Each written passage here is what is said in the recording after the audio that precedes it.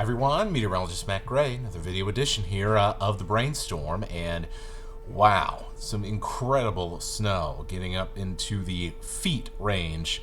Now we're seeing 12, 10, 14 inches worth around Okanogan County from this storm here as I record to you on Sunday night, and this is a little bit unusual for right at the bottom of the valley there along the Okanogan River. Usually they're in a bit of a rain shadow. This is totally different, and it's all about kind of which way the wind blows, literally. We'll start off, kind of show you a little insight here. This is Sunday night. Mark Peterson sent me this from Tenasket, and boy, you park your truck out there long enough, look at that. So that's got to be at least about 8-10 inches, and it is going to continue to snow through much of the night here as I record this on about 7:30 on Sunday evening. So let's go into a little bit about why this ended up being a really bonkers snow event where it has snowed all day, and why we are going to see that heavy snow total expand across most of our northern counties that are under a winter storm warning. So it all has to do with mountain meteorology. We see this often, but usually not in this type of configuration. In fact, it's a great explanation here between the difference between Western Washington, where it's wet all of the time, and Eastern Washington, where things are a whole lot quieter and drier. So as the winds come in off the Pacific Ocean, they go up the mountains.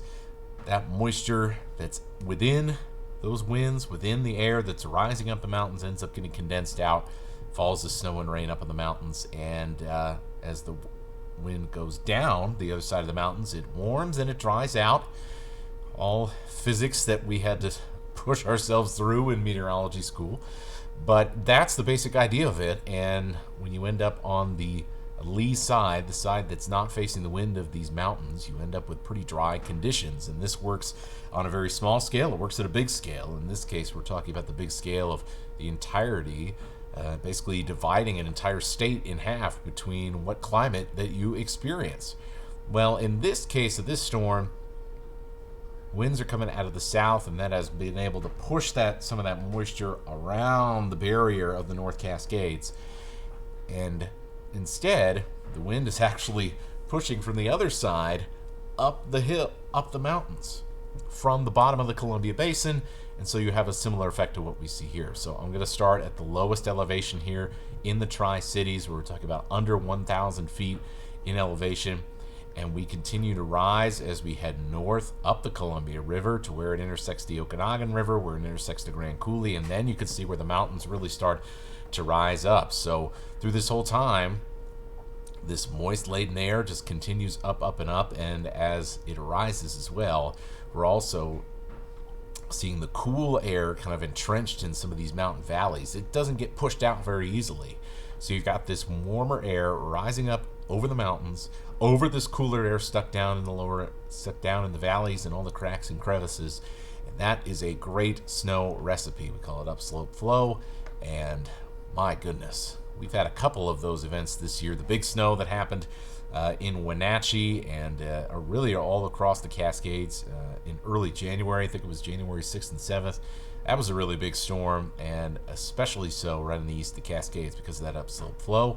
And that is what we're seeing right now around Okanogan County. Now, this winter storm warning will expand on Monday, and we're going to see that basically all across the northern tier of our area, where those high mountains, as the moisture-laden air tries to get up over them, will end up with pretty heavy snow amounts in these areas as a result. Now, as you head further south, deeper into the Columbia Basin, and where there's a little bit less of that upslope flow action, places like Spokane and along the Palouse and into the Rafton Prairie, that's when you see that snow amount start to come down a little bit.